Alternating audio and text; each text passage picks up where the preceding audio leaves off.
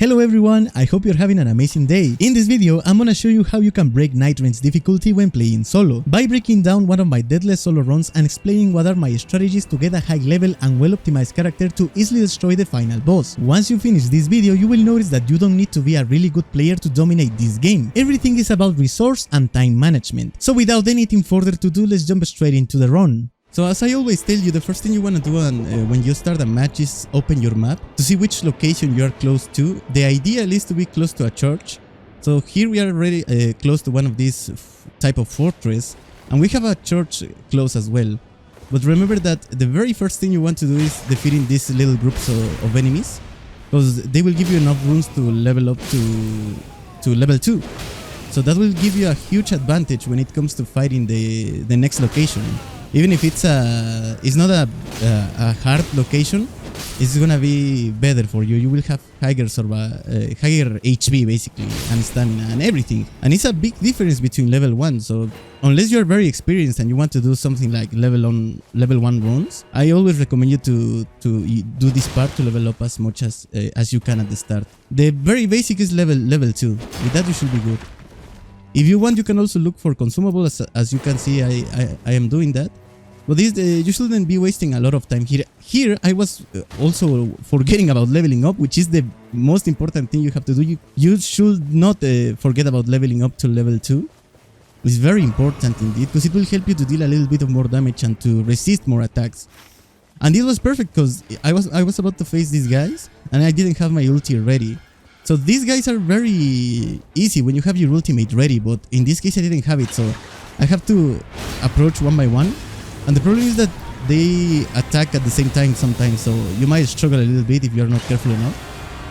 And if multiple of them hit you at the same time, then you're gonna be in troubles. But yeah, you have to be clearing these areas as fast as you can. The best will be if I have my ultimate. I think I'm gonna use it here. I don't know if I'm gonna save it. I don't remember exactly what I did, but ideally you can use it if you wish. I don't know why I didn't use it here. I guess it's because I was thinking about the next location. But I could have used it like uncharged. It's a very good strategy to use the ultimate uncharged. As well with the skill of Wylder, you can use it to move yourself around faster. It's also something that I don't do with higher frequency, but it's definitely something that you need to try. I need to learn to do it more frequently, but it's definitely something that is going to help you to move faster across the map, and of course to reach those locations before the ring closes. At this point I have enough, I didn't have enough runes to go to level 4, but with level 3 is more than enough to face the next location, which is going to be a cave, I'm pretty sure. Oh yeah, I was tempted to go to this fortress, and I'm pretty sure I did ending up going. Because as I told you, have enough level and I have the ultimate ready, so it's very good to go here. I'm pretty sure this boss is the Lendel Knights, or probably the Misbegotten Warrior. Any of them is gonna be good, and these locations are not that hard, especially if you have Wylder, because most enemies that are in these locations, even if it's the lion, the old lion, or this Misbegotten Lion, these enemies are weak to fire damage, and the ultimate of Wylder deals a lot of fire damage, as you can see. So we take almost a third of his total HP in one hit, which is amazing. And then we can use the skill with the follow-up attack to deal a little bit of more fire damage. However, be careful with this guy, because he can be very spammy and you can be in troubles very frequently. Now you want to select your rewards as fast as you can, because otherwise the enemies are going to attack you and you're going to be in very big troubles. That's something that I've experienced in the game recently, especially when I play solo, because when you play with your teammates, it feels like you have more chances of getting away with that. If you see an scarab as well, go for it. I don't know why I didn't go for it this time. Maybe I will do it later. But if you see an scarab, go for it. Oh yeah, and as I was saying, it's better if you defeat the boss, you just grab the reward and go away. Also, do not ignore the consumables. As you can see, I take a little bit of time to check the consumables, because they are very useful for specific situations, for boss fights, for difficult boss fights specifically. Now here, what I'm trying to do is to go to the cave to defeat the troll. So I'm gonna be able to grab a smithing stone +2 to take my weapon up to level epic. if I wish to use the weapon. I'm pretty sure I'm gonna be using the weapon I have already, because it has a buff and it has bleed, so it's gonna be very useful. I'm not sure if I'm using this one or if I'm gonna use another one, but it's definitely the one I have is definitely a good choice to upgrade it to plus 3 or to epic level. Now here, start this fight with charged heavy attacks, because this way you're gonna break his stance immediately, and it's gonna help you dramatically. It's gonna help you a lot, and you're gonna beat him really fast. So this boss is also a good idea to defeat when you're in multiplayer, because all of your teams will have access to the rewards, and as he's fired to bleed and fire damage, it's actually pretty easy to defeat. In this case, I was not doing it pretty well compared to with faster weapons, but it's pretty decent. Now, because of how the map is closing, I think I'm gonna take the regular exit of the cave, or maybe the other side one. I don't remember exactly, but either one has to be related with where you're gonna go. In this case, I want to go to the fortress that is above me, because there I will find lightning armament that is gonna help me. That is gonna help me to defeat the final boss. Remember that you have to use the weaknesses of the bosses, because if you don't do that, you're gonna be putting yourself in a huge disadvantage. Now we have one extra flask, and we're gonna go for the armament that we're gonna use in the final fight. I will address that part of the armament later.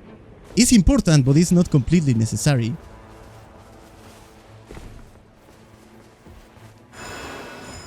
Now here I'm looking for the actual boss, because if you start fighting these guys, it's not bad, but it's gonna take a little bit of time. That in this case, I think I'm gonna be facing them in anyways, because they start chasing you after you start fighting these guys.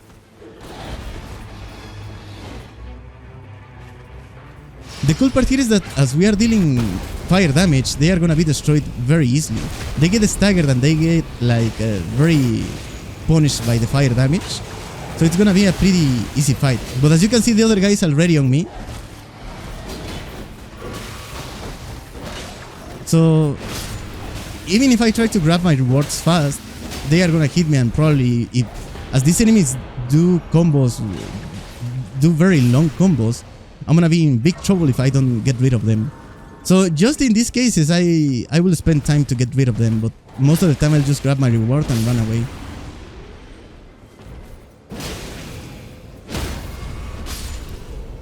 Oh yeah, and as you can see here, we have the lightning armament that we need.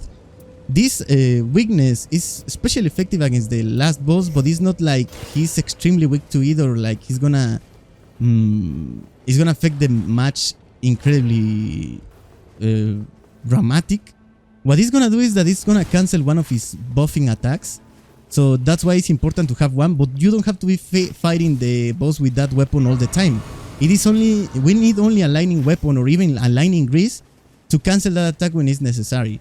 But out of that, it's not a must, you know. And you can also fight that boss without their weaknesses. It applies for every boss. With some other bosses, it's more important, but what the weaknesses do is that it's gonna give you the highest chances of winning. If you don't use the weaknesses, you will have lower chances, but it's not impossible anyways. In this case, I really want to get the higher possibilities of winning, and that's why I did that. And here I decided to go to this center part of the castle, because I didn't find any other interesting location to visit. But as you can see, this guy is dealing huge damage on me. So the strategy I'm doing is just backing up, so I can heal safely with the short sprint, and just keep fighting him slowly. And I needed to pay attention that the jump attacks actually stagger the guy, so it's a very good window to punish the guy safely. You can also do that with the Samur warriors. That is also a good way to punish these guys without risking too much. And here I'm doing this, it's a little tricky strategy. You might don't like it, or it might not be the most optimal. The ideal scenario will be visiting other location to fight a weaker boss, but because of how the map is designed in this match specifically, the locations and where the bosses are located, I decided to came here. However, if you think about other strategy, it's also good as well. If you feel like this boss is gonna be extremely difficult for you, then don't worry about it and just skip it.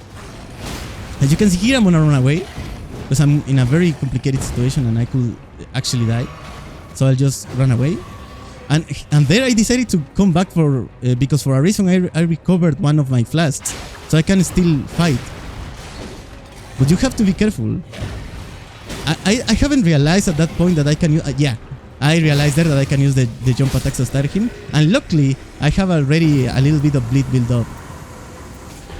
So as you can see, my rewards are not the best, but at least I gotta continue HP recover here. Now the cool part of doing this is that now we have access to one talisman. Even if we don't go for the boss that is above the castle, we have access to one talisman, and that's why it's worth to come here early if you have enough like awareness of the game, so you can actually fight it. But it's quite risky, so it depends on how you play and what you want to do. And now I'm pretty sure I'm going to the Frostbite ruins just to grab some extra runes, dude, because I have already a very decent amount of armament that is gonna help me to defeat the first knight. I'm going to the first knight with level 7 is more than decent actually. The perfect scenario will be reaching level 10 in the first day, but you will need to have a very good RNG with the locations and the armament you're finding, with the passives to gain more runes, so it's a little bit complicated. In any case, going to the first knight with level 7, you're gonna be very OP. So that's why it's very important to optimize your road. As you can see, we are constantly fighting enemies, we are constantly looking for locations to fight enemies and grab some runes. Because that is the main part of the difficulty of this game. If you want to break the difficulty of the game, you really want to optimize your routing. That is the first part where you are gonna be breaking the difficulty of the game. If you ignore the part of routing and defeating mostly bosses than regular enemies, you're gonna be in big troubles for the last fights. As I told you in the previous video, that if you haven't watched it, I recommend you to do it, because it's like a condensed version of what we are gonna be seeing here. Now here, I realized that you can also do the jump attacks with these guys, which is very helpful to defeat them quickly. And as you can see, the ring is already closing, but I have enough time to defeat the last guy. So it's just gonna help me to grab a little bit of extra runes if I manage to level up after this combat, or for the next night. I'm gonna have a little bit of extra runes, so I'm gonna start the second day stronger.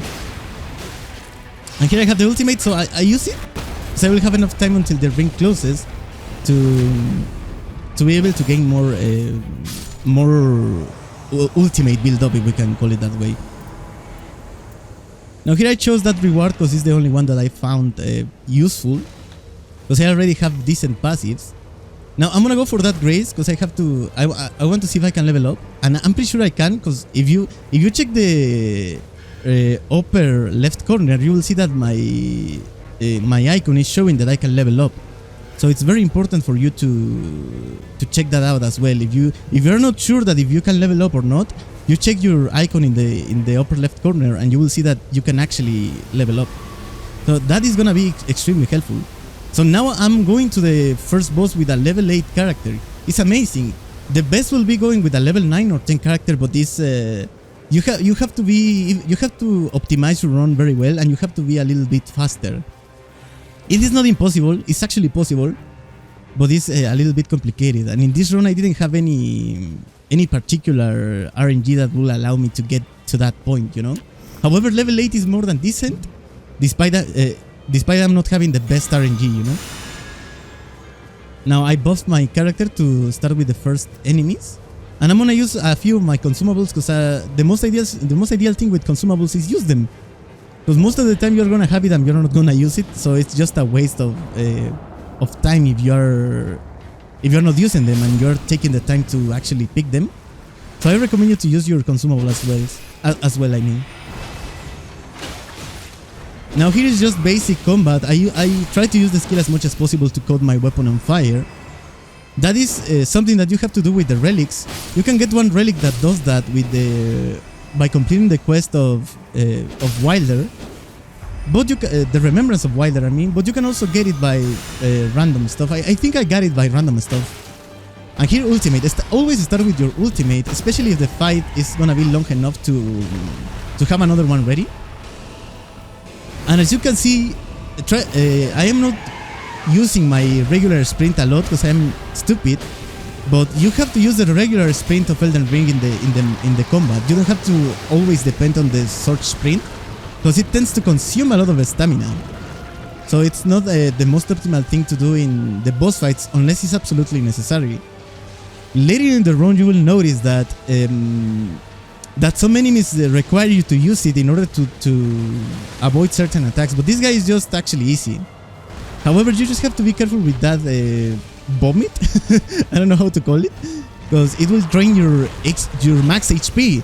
It is not a direct damage attack, but it's a little bit worse, because it's like permanent damage for a while.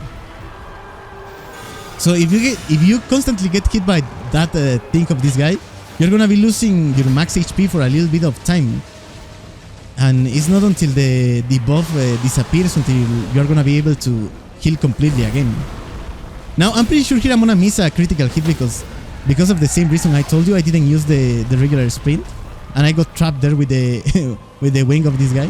But as you can see, the fight is almost over, and that's because we have a very decent level and a very decent weapon. And it's not an extremely epic weapon, you know. It's a rare weapon, a weapon you can obtain very early by clearing one of the first areas. If I'm not wrong, this is one of the first weapons I got. And as you can see here, I have a very important buff here, which is blood loss in vicinity, plus 20 attack, plus 20% more damage with each bleed proc, which is basically the Lord of Blood's Exaltation talisman, but as a passive buff, which is great for the weapon I have already. So at this point, I'm pretty sure that I'm gonna be leveling up this weapon to plus 3, or to epic level, to deal even more damage and have the bleed with me. So now for some reason, I don't know why, but I got a second gargoyle here. This is, I mean a second boss here, and it had to be a gargoyle, dude. That is so sad. Because the gargoyles are quite annoying in this game. But at least it was the weakest one, the regular one. Because the black blade ones are really a pain in the you-know-where. But this one is actually pretty simple. You just have to be dodging the attacks and punishing as much as you can. Here I have the ultimate, so use it as soon as you can. So it's a guaranteed stance break most of the time, if you already dealt a few hits, and if you haven't, the next few hits will break the stance of your enemies. And look at the damage we are dealing. The gargoyles, the gargoyles, I don't know if they are weak to fire damage, but it seems like they are not quite resistant to it. But if you have some sort of like a club type weapon, or a weapon that deals strike damage, it's gonna destroy these things. But literally, if you're struggling with gargoyles, any weapon that deals strike damage is gonna melt them, bro. But the problem I have with the gargoyles and with most enemies of this game in general is that the enemies that you fight here are the less common enemies you will fight in Elden Ring. So in Elden Ring I was focusing mostly on the main bosses, but this game is full of optional bosses, you know? So it's what makes it hard, at least to me, dude. Now here, improved dodging, definitely, because the other ones are not gonna help me a lot, and this one is gonna give me a few more iframes when I am fighting. And thanks to those fights I took, now I'm in level 10, which was the ideal scenario to start the second night. Starting on level 10 is fantastic, because you're gonna be dealing more damage, you're gonna be enduring more hits, and this way we can select the next area where we're gonna go. And I'm pretty sure I'm gonna go to the castle of, I'm not sure where I'm gonna go exactly here, but that's the point. You have to be, you have to always be thinking where you wanna go. In this case, I think I'm going for a church, or for the, oh no, I'm going to the castle again, but I'm not sure why. I think I'm gonna be taking no, I changed my mind there, because as you can see, I have a church in the upper part of the map, in northeast, if I'm not wrong. I'm really stupid with the with the directions, but in the upper part I have another church. So instead of going to the castle, I'm gonna take that spirit spring, if I'm not wrong. I mean that hawk thing. No, it seems like I'm not doing that. I'm going to the castle. No, yeah, I changed my mind, guys. I actually changed my mind, as you can see. So I'm going for that spirit hawk to take me to that church, because I already cleared the lower part of the castle, and going to the upper part, I feel like I should be going with level 11 at least. Because those bosses are a little bit annoying sometimes, and they tend to take a little bit of time. Also, it's very common that the castle is gonna be in the center at the end of in the second ring. So it's a bet I took, but I'm pretty sure in this case I have a little bit of bad luck, because the ring was gonna end where I'm going right now. So it was a better idea. Well, but you can't know that. It's all about taking your chances, you know. I don't know which boss was above there, but I decided to leave it for later because I thought the ring was gonna close to the center. But in this fight the ring is gonna close. In this match, I mean, it's gonna close to near to the church. So I'm gonna be losing that boss fight. But it's something that at this point of the game I didn't know. And as you can see, there is a death bird there. And that is the fight I'm gonna be taking, and that is where I'm gonna be struggling a little bit. But I'm gonna be showing you a few tips that are gonna help you if you are fighting that type of fights by yourself. Now, each time you take the Spirit Hawks, don't press any button. Just let the Spirit Hawk take you to where you wanna go. Because if you press W or upwards, I don't know how to do it with the controllers. I mean, you're gonna be the bird is gonna drop you early, dude. So just let the bird do his job, and you're gonna be fine. Now here is the problem with this fight is that I was locking on constantly, so it was gonna be difficult to hit this guy consistently, especially because of how he moves. The most ideal thing here is just ignoring the weak spot, which is his head, and aim for the back of his legs, for his butt basically. That is the way you're gonna get the most consistent hits. And as I told you, the game is difficult because these are the type of enemies you don't usually face in Elden Ring. Most of the time you ignore them. But in this case, even if they are optional, it's good to fight them, especially if you're already in level 10. Because this is the faster way to get a lot of runes and very good rewards, allowing you to take your character to further levels and with better rewards for the final encounters. This is how you break the difficulty of this game, by optimizing your routing, getting the max runes you can, and this has to be one of the most unlucky moments I've experienced in gaming, dude. I didn't. That is the consequences of not knowing the movesets of your boss fights. Here I'm basically dead, but thanks to the passive effect of Wylder, I am still alive, so the solo Deathless run is still alive. But now, instead of re-engaging the fight, I'm disengaging, because if you remember, there is a grace close. If I go to the grace, the boss fight is not gonna recover his HP, but I'm gonna be able to retrieve my passive effect and my flasks. So I'm gonna be having the cheat death passive again, and all my flasks back. So this is a good strategy if you're struggling with a boss. I don't recommend you to do it like a lot of times, because you're gonna be wasting a lot of much time basically. But if you're in a situation like myself where this guy is a little extra annoying and you already took that bunch of HP, then you better fight it. And as you can see, here is where I realized that the ring was gonna close here. So it was a way better decision to go to the top of the castle and try to defeat the guy up there. But it's something that you have to decide in the moment, you know. Even if it's a bad decision, the run is still going very well. And I mean, it's not a bad decision, but it was not the best I could have made. But the problem is that there was no way that I knew that the ring was gonna end in the upper corner, you know. When you have shifting earth events, it's a little bit easier to know, because it's more likely that the ring is gonna close in a part of that shifting earth event.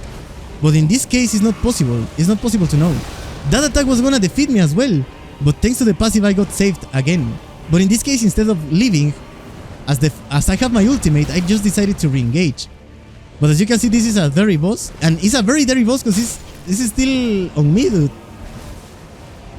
So now just keep moving forward, and yeah, just keep fighting. As you can see, the fight is taking a lot of time, so this is not optimal. But the run is not over yet, dude. Thanks to the ultimate, and that it actually hit this time, the fight is over. I tried to get the critical hit, but the game hits me, so I didn't get it. And just grab the reward and go for the next one. This is what you have to do in this last part of the game. Grab your reward and go for the next big boss you can find. Because at this point you will have enough good passive effects and enough levels to be fighting strong enemies. And yeah, I was thinking of going down there, but nah. There I knew that it was not gonna be a good idea, dude. Because I still have time to go there, but there is where I knew that it's not gonna be optimal to go there. So I decided to go for the next enemy close to me. And I'm pretty sure it's a tree sentinel.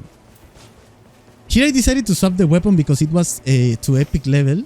But I don't know, I felt like this greatsword is not that good. Especially against this type of enemy that I'm gonna face immediately, which is the tree sentinel. The tree sentinel is big, but it moves a lot. So fighting with a weapon like this is not gonna be that optimal. It's better to keep your greatsword. But I wanted to try it, so I just decided to go. And now after I tried and noticed that it was not that great, so I recommend you to use another one instead of this greatsword. However, the skill is not that bad. It can help you a few times. It leaves a trail of lava or magma in the ground, so it can be helpful, but it's not the most optimal. Now, the tree sentinel, interestingly, is one of the first bosses you face in Elden Ring, but it always land a few hits. But this one is actually easy compared to the draconic tree sentinel that you have to fight here. That one is actually nasty in this game, dude. In the base game is difficult, but in this one is... In Nighreign is just disgusting. And this one is just about a little bit of practice, I'd say. But even if you're not that used to its moveset, you're gonna be able to do it. But that is the thing you want to do the most in this game. Always go for this type of enemies when you're level 10, dude. Because you're gonna have enough level to destroy them. And in the same way, you are gonna be very capable of dealing enough damage. And getting some runes, I mean. And yeah, that is basically what you have to do to break the game's difficulty. All is basically around leveling your character enough and picking the right passes of your weapons and the rewards you want to use.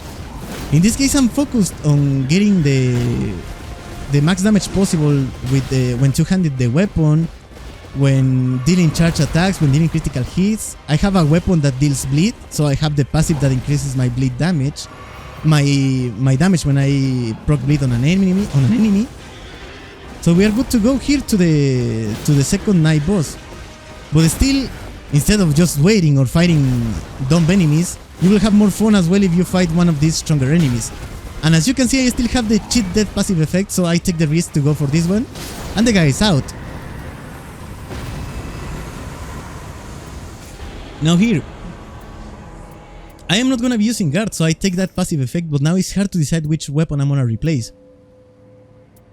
Because as you can see, I have plus 21% on critical hits, which is amazing with Wylder, because the ultimate deals a lot of how is it called? Stance damage. Deals a lot of stance damage. So there, I'm pretty sure that it's very stupid to go up all the way up to the castle. Or down, I don't know. But I was thinking on doing it. But I decided to just go to the ruins of Frostbite, I guess. I decided to go there because I was gonna find the same enemies that I did in the previous Frozen ruins than before, which are the Summer Knights. This even if it looks great, this is not the most optimal, because the most ideal scenario will be finding another boss closer to where I was, to get even more runes and more and another reward, you know. In this case, I'm gonna be getting a very simple reward, but a little bit of more runes to start the stronger the last boss fight.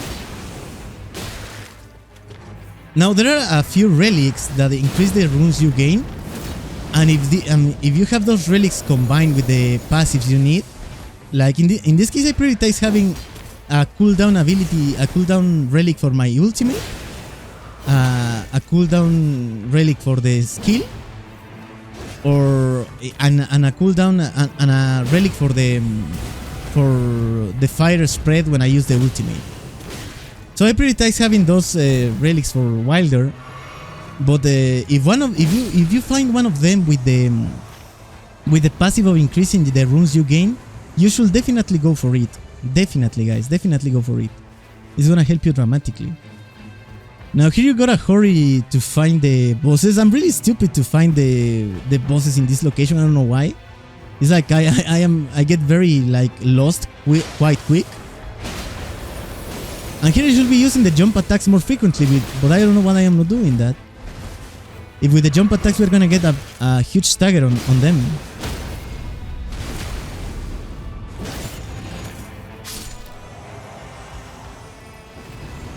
As I told you in the previous video, the merchants are very important, because if I found a merchant at this point, I have my weapon on +3 or on epic level, I mean.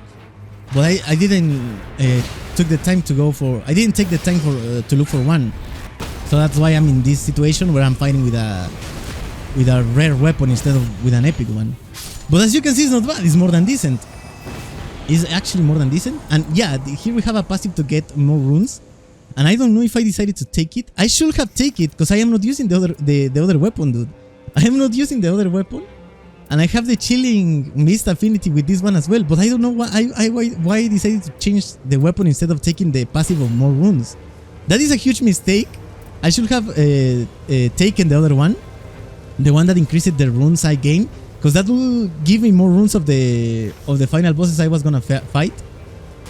And as you saw, it was the ring was gonna end close to one of the last bosses I fought. So the better idea was actually going to the castle and then moving upwards. But sadly, it's something that you can't know. It's gonna be random. So it's all about decision making basically.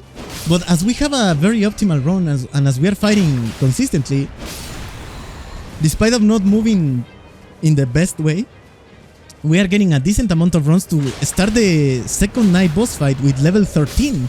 It's actually amazing. We have a very decent level, and I'm pretty glad we have this level because I'm not sure which enemy I'm gonna be fighting here. I don't remember exactly which enemy I was fighting, but it was definitely a very difficult one.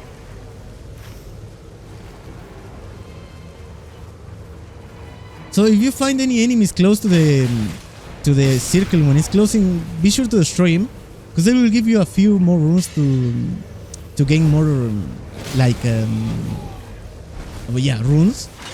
to be able to buy more stuff in the last part of the game, in the merchant that is available for you before facing the last boss.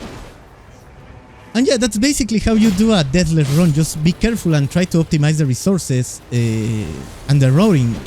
Many people will go to the center castle with level 5 characters or level 4 characters, and that is not optimal. I went to the center castle with a level 7 character, if I'm not wrong. And I was lucky because it was the Misbegotten Lion. But if it was the Bell-bearing Hunter, I wouldn't take that fight. I actually wouldn't take that fight even if I was level 10, because that guy is extremely hard. I'm pretty sure you can parry that guy, but I'm not very good with the parries against those enemies. So the center difficulty of the game goes across your decision making.